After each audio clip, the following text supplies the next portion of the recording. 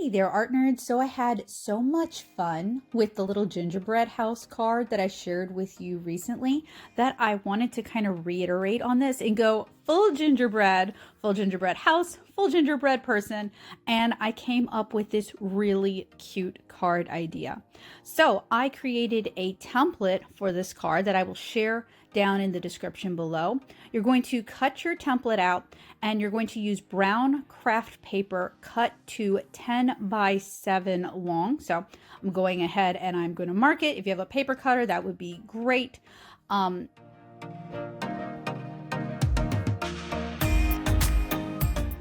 You can see I am trying to line it up with my T-square because I can't draw a straight line to save my life. And sometimes I'll even use the edge of my desk to make sure that I get it lined up properly, measuring it in multiple places, you know, that sort of thing. You guys know how to measure and cut paper, I hope.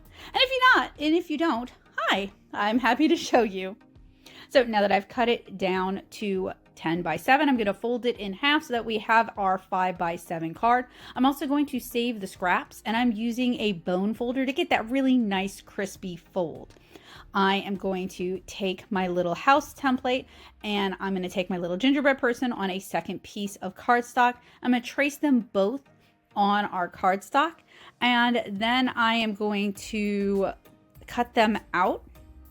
So we have our little folding house here, and we have our little gingerbread person. I decided to add some bows to it to make it a little gingerbread girl. You can do whatever you want. And now I'm using pencil to kind of design what I want my house to look like. And I know it's hard for you guys to see. It's mostly just guidelines for me that I basically want to disappear when I use the acrylic markers. So the materials for this project are fairly straightforward, but you are going to want to use acrylic markers or some other sort of opaque paint pens for this one. It just makes it so much easier. You also need 2 sheets of craft cardstock, and you're going to want a pencil. You're going to also want some double stick tape, a ruler, and some glue. I'm going to have everything listed out for you guys down in the description below. You can use my links or you can just use it as a resource to pull together your own materials. I am referencing gingerbread houses while I'm working on this just for some ideas and for some inspiration. And I'm decorating the whole house. So I am doing the exterior, I'm doing the interior, and I'm doing the back of the house as well. I just thought it would be really cute. So this is a card that doesn't really have room for you to write a message or anything like that. You might want to, I don't know, you could write it on the gingerbread person maybe, but it's really more of a card to just kind of like, it's kind of like a paper doll house to just kind of enjoy. And you actually don't have to do the pop-up element of this with the little gingerbread person. You could just slip the little gingerbread person inside or even do like a gingerbread family. It's kind of up to you.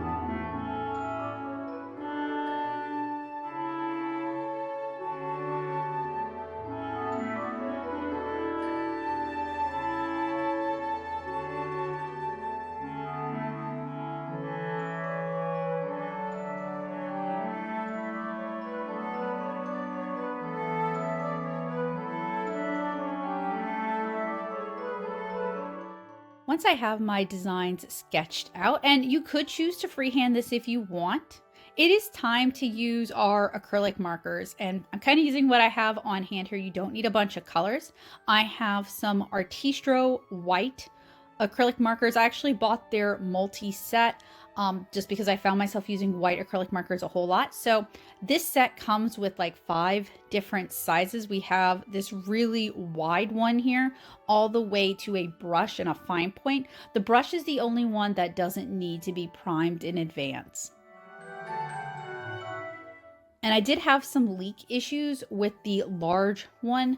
I cleaned it off in the sink. It leaked in transit. So you guys can see we can get a lot of coverage with this large one. I know some people use acrylic markers to do like window painting and window decorating, so that might be what it's designed for. Then we have our medium. That's what I used in the other gingerbread house project. We have a fine bullet tip. Then we have a fine plastic nib. So this might be good for writing. And then we have our brush tip, which is the only one that doesn't have a shake or a pump action, and it has a fiber tip brush. And I just figured I would demonstrate and talk about these since I purchased these kind of to make this project, but also because I needed some more acrylic markers. I'm also still messing around with some Arteza acrylic markers that I've had a while back. The colors you need for this are really simple. You can use whatever colors you want, but I went with white, red, green, gold, and what I thought was silver, but it ended up being a gray. And basically, I'm just trying to make this look like frosting. So I'm keeping everything really soft, rounded, and simple. And my colors are very limited. I'm not doing a whole lot of detail with this, just to kind of really push the this is a gingerbread cookie sort of look. If you want something sturdier, you can always double up your cardstock when you're cutting it and glue it together to give you double thickness cardstock. So it doesn't really matter if you start with the inside or the outside first. Mostly if that you're consistent, I'm starting with the inside of the house. So I think it's pretty straightforward that the acrylic markers basically represent the frosting and the craft paper represents the gingerbread cookie aspect of this. If you wanted to get really more detailed and add some shine and some highlights and some color depth using other acrylic markers, or maybe using not alcohol markers because those will reactivate the solvent in the acrylic markers, but color pencils, you probably could do this.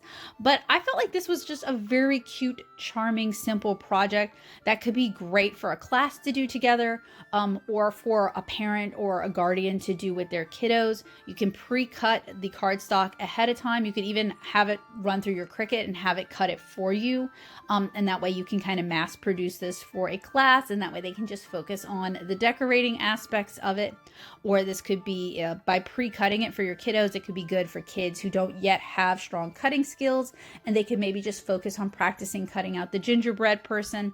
So this is really meant more to be, one, it's really cute, very easy to do, kind of low effort. It does take a little bit of time because we are filling things in with acrylic markers, but it doesn't require really high drawing skills. And it really leans heavily on your creativity and problem solving skills. So I think this could be a really fun one to do together as a family. Especially if you're like me and you've tried decorating real gingerbread houses and you really struggle with that. Because the gingerbread house kits are terrible. This could be a really cute alternative to that the cockroaches aren't going to try to eat.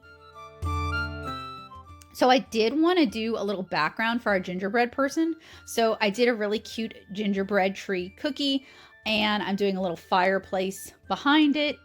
This might be more complicated than what you're looking to do. You could also do like just a little armchair or maybe a little gingerbread cat or a little gingerbread dog in the background. I just wanted a background to put my gingerbread person on top of to make it feel like a fleshed out or a thought out, a composed gingerbread house.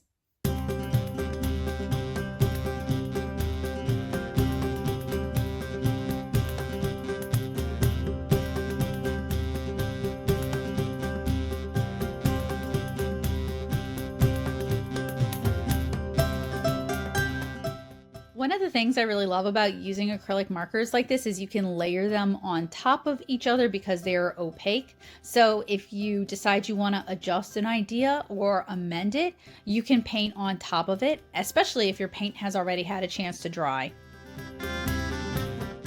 Once one side is finished and has a chance to dry out, flip it over and you can work on the other side. So this would be the exterior of our little gingerbread house. And I even designed the back of the house with a big picture window and a couple of like cookie bushes, as well as some icicles hanging down to imply that people don't really go back there that often, and to add a little visual interest that differs from the front of the house.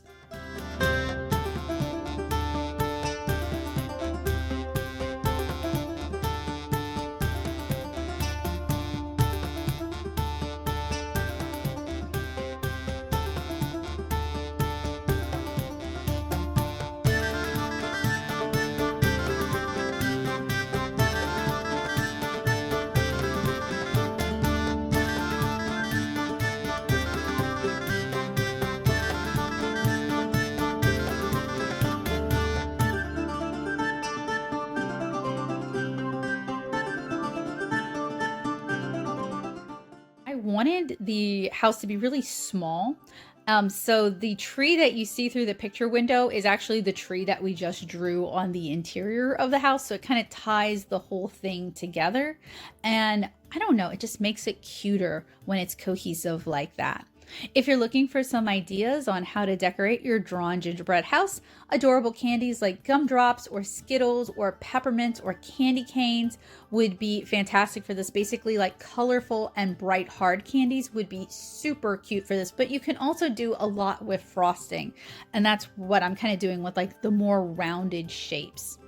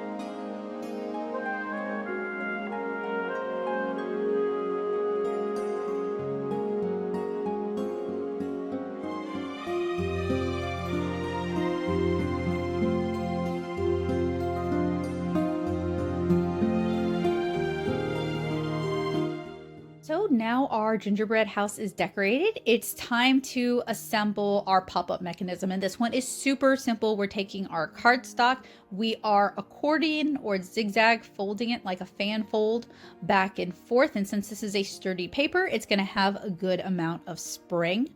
I'm not using all of it. I kind of find a length that I think will work for this, and then I trim off the rest. And then we're going to use our double stick tape to attach it both to the gingerbread person and to the house itself. And I am covering the surface, so this is like a wider accordion. You may not feel like you need a wider accordion, but I felt like since it's basically the entire mechanism, it probably should be a little bit thicker and sturdier since it needs to support the gingerbread person's weight. And I'm applying the double stick tape across the, not the length, but like the width of it on the folds that attach to the house and to the girl. And you can see we've already got some pretty good spring action here. Now, I don't want it just constantly popping the card open. You can also adjust it and pull it out more when you're displaying it to make your ginger person stand out more. And here is our cute little gingerbread house card. She does kind of cover up the background, but I think having a background there makes this feel more complete. I wanted to kind of straighten my card out a little bit, so I clamped it between two pieces of chipboard with some clips overnight just to kind of flatten things out a little bit. And here is our basically finished card. So the materials are going to be listed out for you guys down in the description below. I will also link the templates over on my Patreon and then link them in the description for you guys. If you decide to do this project, I would love to see it, so tag me at NatoSoup. The card is self-standing, though I did a stoop on my card, and that does make balance more tricky. If you want it to stand flat, just don't do a stoop. Just cut the stoop off the bottom part of the card. Thank you guys so much for hanging out with me today. I hope this was inspiring for you guys. I look forward to seeing what you make both in 2025 and 2026. So if you haven't yet, make sure that you subscribe and you click the bell notification. I hope you guys have a wonderful day and a very happy, safe, and warm holiday season and winter season, whether you choose to celebrate any of the winter holidays or not. And here's me demonstrating my card. So you can see both sides, and then you can see the interior and the cute little springy action.